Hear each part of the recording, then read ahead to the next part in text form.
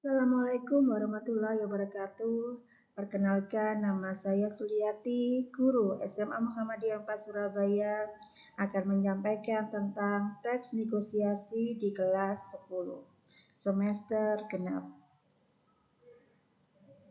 Bagaimana kabar kalian semua, nak?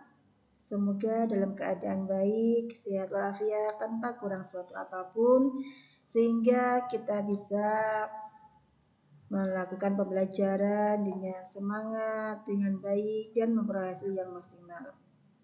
Untuk itu, kalian jaga pola makan, istirahat yang cukup, dan terutama adalah minum vitamin agar tubuh kita menjadi sehat. Pada pertemuan sebelumnya kita sudah membahas teks negosiasi, yaitu tentang definisi, unsur-unsur, ciri-ciri, dan lainnya. Pada kesempatan kali ini, kalian menganalisis teks negosiasi dari segi struktur dan kaidah kebahasaan. Jadi, capaian pembelajaran pada pertemuan kali ini yaitu peserta didik mampu mengevaluasi dan mengkreasi informasi berupa gagasan, pikiran, perasaan, pandangan, arahan, atau pesan yang akurat dari menyimak berbagai tipe teks, non-fiksi dan fiksi dalam bentuk monolog, dialog, dan gelar bicara. Tujuan pembelajaran melalui pendekatan saintifik dengan model Problem Based Learning atau PBL, peserta didik mampu menganalisis struktur dan kaidah kebahasaan teks negosiasi secara tepat, terampil, dan penuh tanggung jawab. Jadi, di sini setelah kalian mengikuti pembelajaran hari ini, kalian itu dapat menganalisis struktur dan kaidah kebahasaan suatu teks negosiasi dengan baik, dengan benar. Agar kalian lebih paham, agar kalian lebih tertarik untuk mempelajari struktur dan kaidah teks negosiasi, maka saya akan tayangkan video motivasi dan kalian simak supaya kalian bisa mengerti apa isi dari video tersebut. Selamat menyaksikan.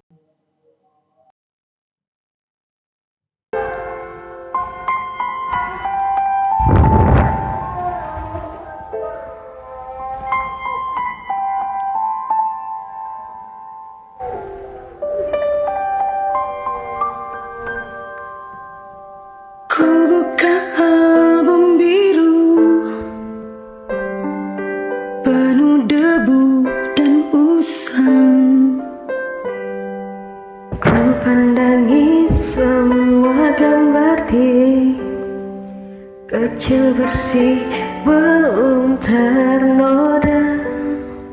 Pikirku pun melayang, dahulu penuh kasih. Teringat semua cerita orang tentang riwayatku.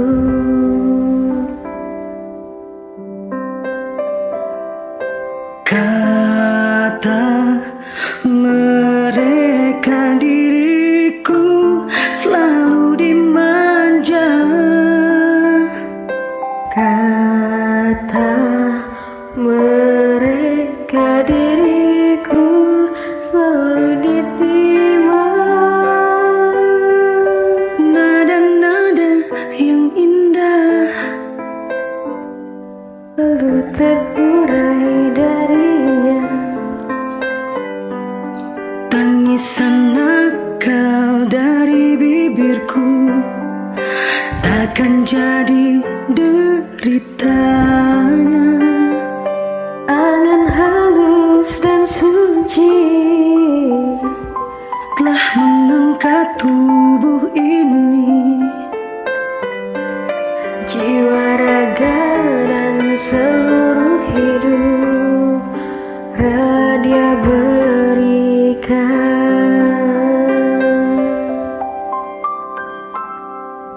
Kata mereka diriku selalu dimanja.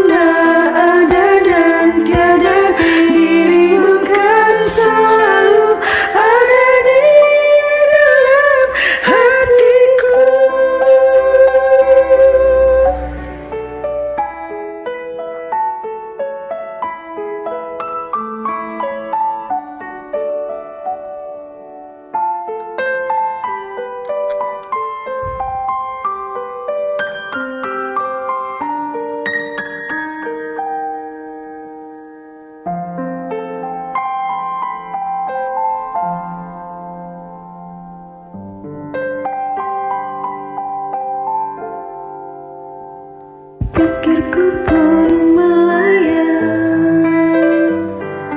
Dahulu penuh kasih,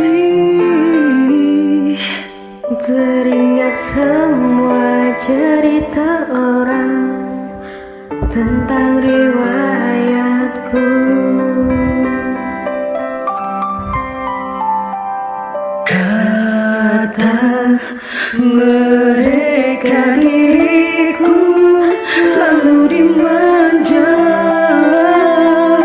Kata mereka diriku selalu ditimang.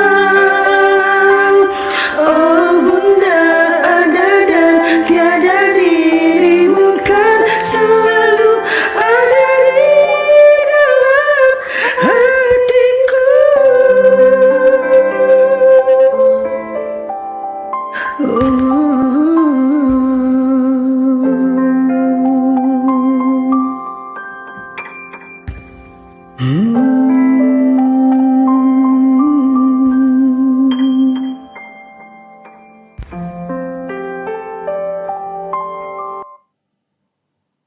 Bagaimana perasaan kalian?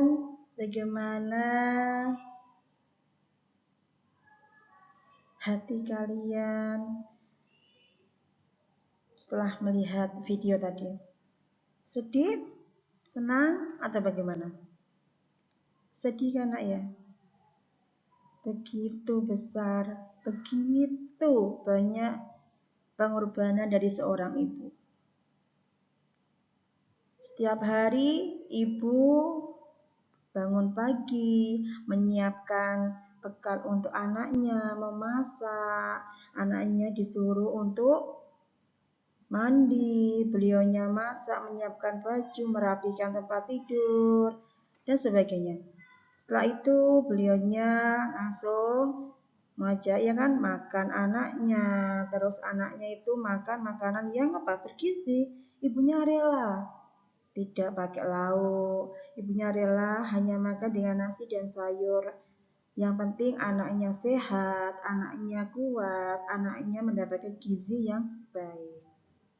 Setelah itu seorang ibu juga rela mengantarkan anaknya, walaupun harus dengan naik becak, perjalanannya sangat jauh, tetap beliau antarkan. Tapi setelah kejadian apa itu tadi? Sampai-sampai kejadian tadi, pensilnya tadi jatuh, ibunya bagaimana? Ibunya tetap langsung tetap mengantarkan pensil itu ke sekolahan anaknya dengan penuh perjuangan. Dengan naik becaknya tidak ada, beliaunya naik bus, walaupun busnya sudah penuh, beliau tetap naik agar bisa mengantarkan pensilnya tadi. Ibunya juga adalah berkorban menjual perhiasannya agar anaknya senang mendapatkan sepatu baru. Dan banyak lagi lah pengorbanannya ibunya. Maka dari itu kalian sebagai seorang anak bagaimana? Wajib untuk menghargai, menghormati orang tua, khususnya ibu. Terus apa hubungannya antara video ini dengan materi pembelajaran kita hari ini? Dalam kehidupan sehari-hari kita pasti melakukan negosiasi. Pasti akan melakukan tawar-menawar, melakukan suatu perundingan dengan siapapun. Kenapa saya beri contoh video ini? Karena negonya yang sering dilakukan, nego yang sering kita gunakan, nego yang kita lakukan itu kan di keluarga, orang terdekat dahulu, terutama siapa? Ibu. Kamu nego, bun atau ayah, saya mau uang jajan segini karena sekarang barang mahal semua. Tidak bisa kalau segini. Kamu melakukan nego. Pekerjaan di rumah saya bisa bantunya hanya ini karena pekerjaan rumah saya, PR saya itu banyak, dari sekolah tugas-tugas saya banyak. Kamu nego untuk membantu orang tua. Itu namanya nego. Tetapi di sini nego itu juga harus dilakukan dengan apa? Dengan sopan, dengan baik, tidak boleh dengan marah-marah dan sebagainya. Karena terkadang ada anak itu kalau meminta nego dengan orang tua itu dengan membanting pintu, marah, mogok makan dan sebagainya. Itu tidak boleh, Nak. Jadi jika kalian bernegosiasi itu dengan sikap yang sopan, diikuti dengan argumen yang benar, yang bisa mendukung supaya apa? Nego kalian itu bisa tercapai.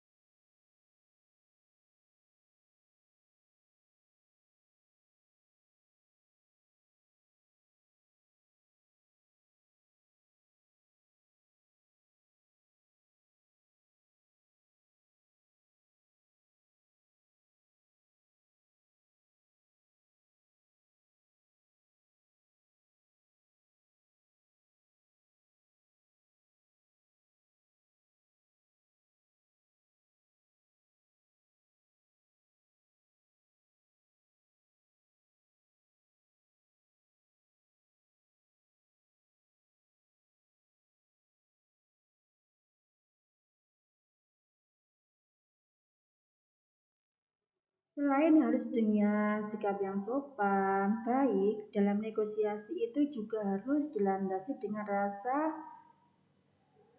tanpa paksaan. Jadi rasa ikhlas, rasa persetujuan tanpa ada suatu pihak yang dirugikan. Jadi harus dengan persetujuan antara kedua belah pihak. Di dalam negosiasi itu ada strukturnya, ada 5 struktur teks negosiasi. Yang pertama adalah orientasi, kedua pengajuan, ketiga penawaran, keempat persetujuan, dan kelima penutup. Agar kalian lebih paham struktur dari teks negosiasi dan kaidah dari teks negosiasi, di sini akan saya tampilkan video tentang teks negosiasi.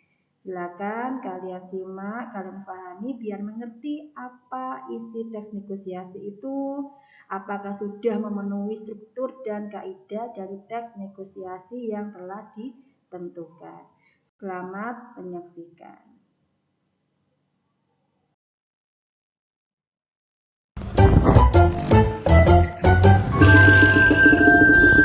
Assalamualaikum warahmatullahi wabarakatuh. Kami dari kelompok 3 akan membuat tugas bahasa Indonesia, yaitu membuat video negosiasi di Pasar DTC Wonokromo. Perkenalkan, nama saya Deandra Bel, absen 9. Perkenalkan, nama saya Nindya Raisa Salsabila, absen 6. Perkenalkan, saya Kuni Azizatu Zahro, absen 19. Saya Intan Alia, absen 17. Saya Rizky Hidayat, absen 31. Perkenalkan, nama saya Muhammad Reza Saputra, absen 22. Selamat menyaksikan.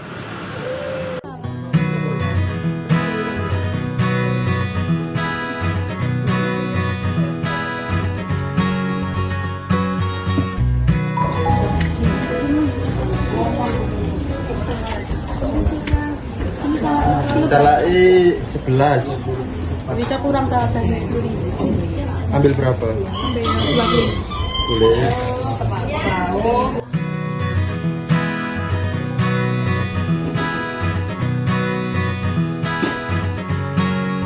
Begini.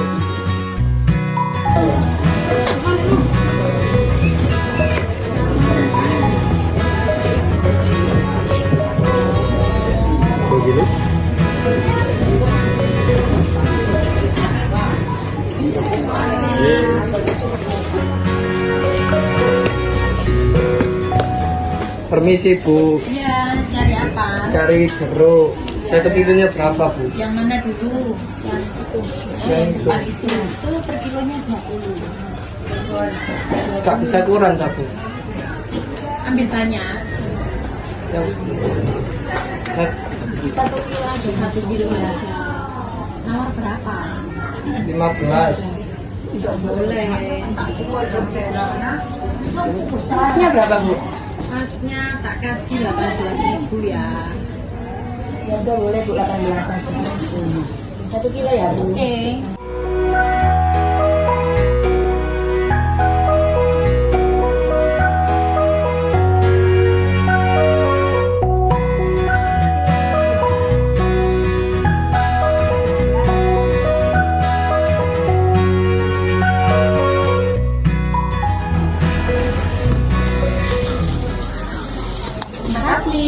Makasih, Bu.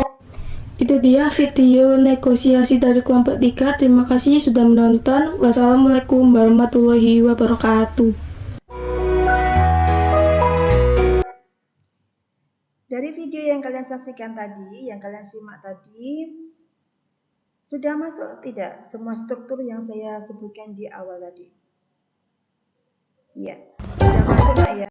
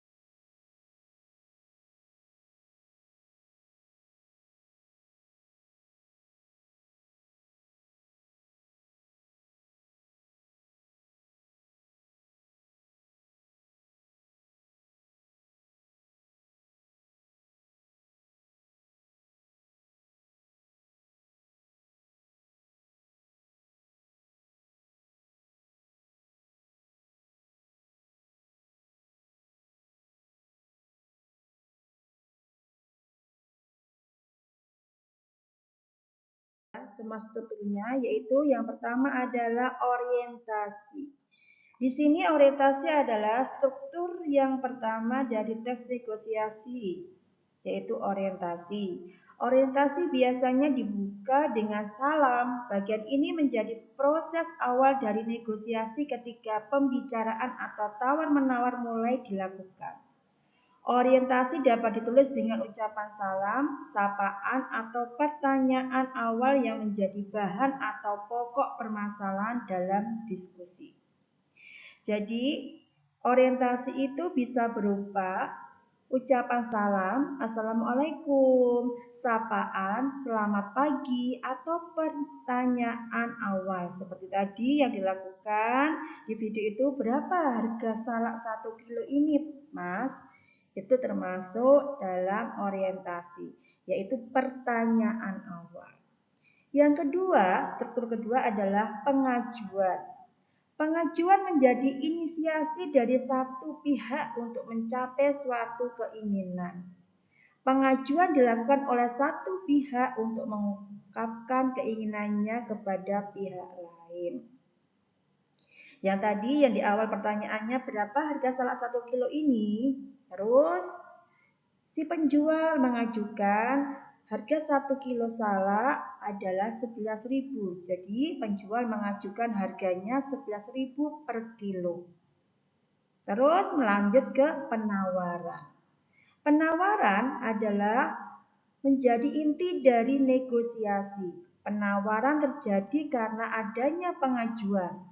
Ketika pengajuan satu pihak bisa saja tidak langsung setuju atau menolak, maka pihak yang tidak setuju ataupun yang menawarkan saling memberi penawaran.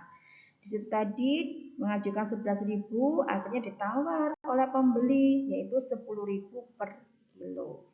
Jadi diajukan suatu penawaran sehingga nanti setelah adanya penawaran bernegosiasi ini maka akan muncul tahap berikutnya yaitu tahap keempat, terjadinya persetujuan. Persetujuan adalah menjadi hasil dari negosiasi yang mana pihak-pihak yang berdiskusi telah mencapai kesepakatan. Seperti pada video tadi, terjadi persetujuan, akhirnya harga salak 1 kilo boleh 10.000 dan si pembeli membeli 2 kilo sehingga harganya menjadi 20.000. Dan yang terakhir adalah penutup. Penutup menjadi akhir dari proses negosiasi yang mana kedua atau lebih pihak saling mengucapkan terima kasih dan salam untuk mengakhiri diskusi. Jadi di sini setelah kalian melakukan transaksi pasti biasanya kalian mengucapkan terima kasih Mas, terima kasih Bu, dan sebagainya. Atau bisa juga diakhiri dengan salam. Itu untuk struktur teks negosiasi. Dari sini ada yang ditanyakan tentang struktur negosiasi. Sudah paham semua ya nak ya? Kita lanjut pada agar kalian semakin paham. Di sini saya beri contoh cara menentukan struktur teks negosiasi. Untuk bagian orientasi di sini ada penjual, ada yang bisa dibantu Bu, pembeli mau cari buah Mas. Di situ adalah pernyataan atau percakapan di awal, sehingga disebut bagian orientasi. Yang kedua, ada kalimat penjual, cari buah apa Bu? Silakan dipilih. Buahnya segar-segar, baru datang tadi pagi. Pembeli, anggurnya berapa Mas? Penjual, anggur merah 70.000 per kilogram Bu. Beli 2 kg dapat potongan 5.000. Ini termasuk pengajuan karena di sini penjual mengajukan bahwa buahnya itu segar-segar, baru datang tadi pagi. Pembelinya bertanya. Setelah itu penjual memberi pengajuan 70.000 per kilo Bu. Tapi kalau beli 2 kilo saya kasih potongan 5.000. Yang ketiga ada percakapan pembeli, walah kok dikit banget potongannya Mas, saya ambil 3 kg 100.000 ya. Penjual, Waduh, jauh banget Bu, belum boleh kalau segitu. Nanti saya rugi, bukannya untung. Kalau mau ambil 3 kg, saya kasih harga 180.000. Ini masih fresh loh, baru banget datang tadi pagi. Pembeli, mahal ya. Sudah deh, saya coba cari toko lain lagi. Di sini merupakan bagian penawaran. Karena tadi pengajuan pembeli adalah 70.000 per kilo. Ditawar, kalau 3 kilo berapa? 100.000 ya. Tidak boleh. Terus penjual bilang lagi, ya udah saya kasih potongan. Kalau 3 kilo jadi 180.000, berarti per kilonya 60.000. Pembeli belum mau, belum sepakat. Jadi ada kelanjutannya melakukan persetujuan. Akhirnya setujunya berapa? 150.000 Bu, monggo diangkut. Pembeli 135.000, saya ambil 3 kg. Masih ada penawaran di sini. Dan akhirnya ada persetujuan yaitu 135.000, saya ambil 3 kilo. Disetujui sama si penjual. Ya sudah Bu, saya bungkus ya. Pembeli, siap, terima kasih banyak Mas. Penutup, siap, terima kasih banyak. Itu adalah dari menentukan struktur teks negosiasi. Jadi kalian paham ya, jadi dalam teks negosiasi itu ada 5 strukturnya. Yang pertama tadi adalah orientasi, yang kedua adalah pengajuan, ketiga penawaran, yang keempat persetujuan, dan yang terakhir adalah penutup. Itu struktur dari teks negosiasi. Terus kalau tadi selain ada struktur kebahasaan, juga ada kaidah kebahasaan di dalam teks negosiasi. Yang pertama adalah pronomina atau kata ganti. Kata ganti orang, benda, dan tempat disebut pronomina. Pronomina bisa digunakan pada negosiasi lisan dan tulis. Kata ganti atau pronomina itu ada 3. Yang pertama kata ganti orang pertama, yang kedua kata ganti orang kedua, ketiga kata ganti orang ketiga. Di dalam pronomina itu ada kata ganti orang tunggal atau jamak, dilihat dari jumlahnya. Jika kata ganti orang pertama tunggal itu menggunakan kata ganti saya, aku. Jika jamak menggunakan kata ganti kami, kita. Kami mau membeli kulkas, Pak, menggunakan kata ganti kami. Kata ganti orang kedua itu tunggal menggunakan kata ganti kamu, Anda, engkau, saudara. Kalau jamak menggunakan kata ganti kalian. Kalian mau beli apa? Itu kata ganti orang kedua jamak. Kalau kata ganti orang ketiga tunggal menggunakan kata ganti dia, beliau, ia. Kata ganti orang ketiga jamak menggunakan kata ganti mereka, nya. Kaidah kebahasaan yang kedua yaitu kalimat deklaratif. Kalimat deklaratif adalah sebuah kalimat yang berisi pernyataan. Kalimat deklaratif disebut juga sebagai kalimat berita. Contoh, di tempat lain harganya bisa lebih mahal, Pak. Ini sudah paling murah. Jadi, Bapak tidak akan rugi beli di sini. Dari contoh kalimat ini sangat nampak bahwa penjual memberikan suatu berita atau informasi kepada pembeli bahwa harga di tokonya itu paling murah dan dipertegas dengan tidak akan rugi untuk beli di tokonya. Kaidah kebahasaan yang ketiga yaitu kalimat interrogatif. Kalimat interrogatif adalah kalimat yang berisi pertanyaan yang diajukan kepada orang lain. Contohnya, bagaimana kalau per kilonya Rp25.000, Bu? Di sini ada tanda tanya, ada tanyaan, menggunakan kata tanya, bagaimana. Kalian masih ingat ya, di dalam kata tanya itu ada 5 ya. Kata tanya itu ada berapa kemarin? Singkatannya ada adik Simba, yaitu apa, di mana, kapan, siapa, mengapa, dan bagaimana. Ada 6. 5W 1H. Tetapi kalau di bahasa Indonesia lebih mudah disingkat dengan adik Simba.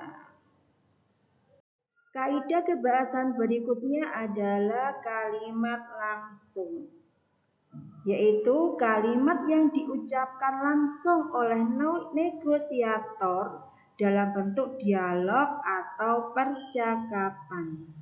Contoh, Ibu.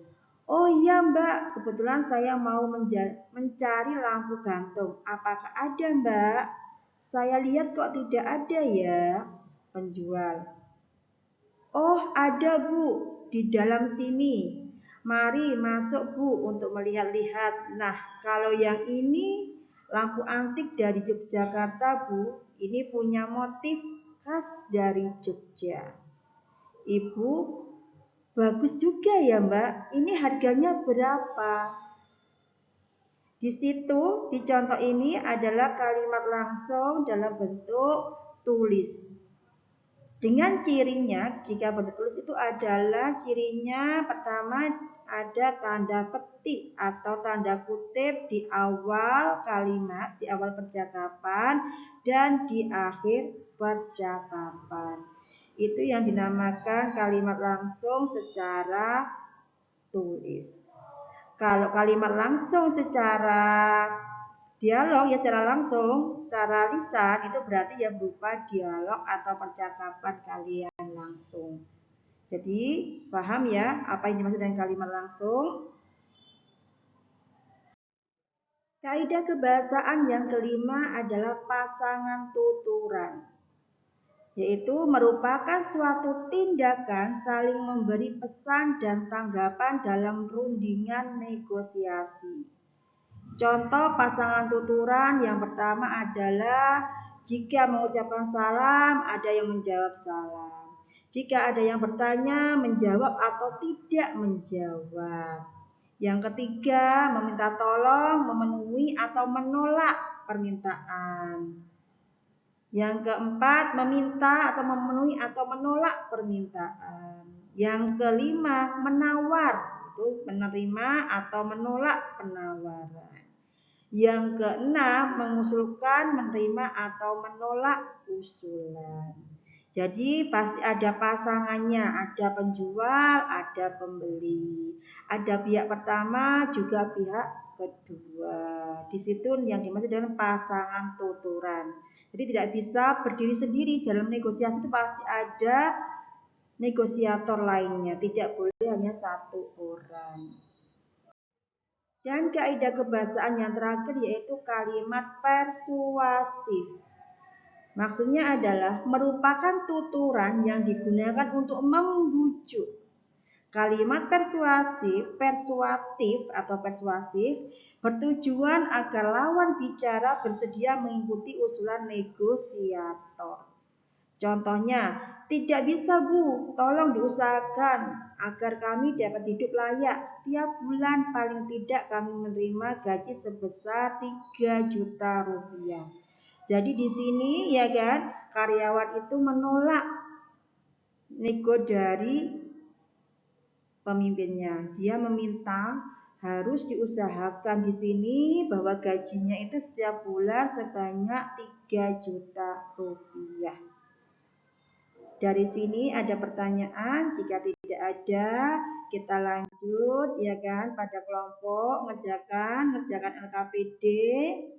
Pembagian kelompok ini sudah ditentukan. Setelah itu kalian mengerjakan LKPD. Di sini bacalah 2 teks yang diberikan guru. Jadi di situ saya sudah memberikan 2 teks yang berjudul jual beli lampu gantung antik dan jual beli daging sapi.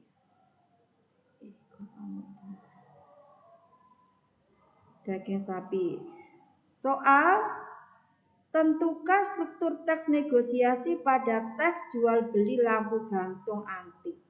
Yang kedua, analisislah unsur kaidah kebahasaan pada teks negosiasi jual beli daging di pasar. Jadi kalian nanti ada 2 teks. Teks pertama kalian tentukan strukturnya saja, dan kalau teks kedua kalian tentukan unsur kaidah kebahasaannya saja. Silakan dikerjakan dengan berdiskusi, dikerjakan. Setelah itu kalian nanti presentasi. Demikian yang bisa saya sampaikan. Kurang lebihnya saya mohon maaf. Bila ada salah kata, wassalamualaikum warahmatullahi wabarakatuh.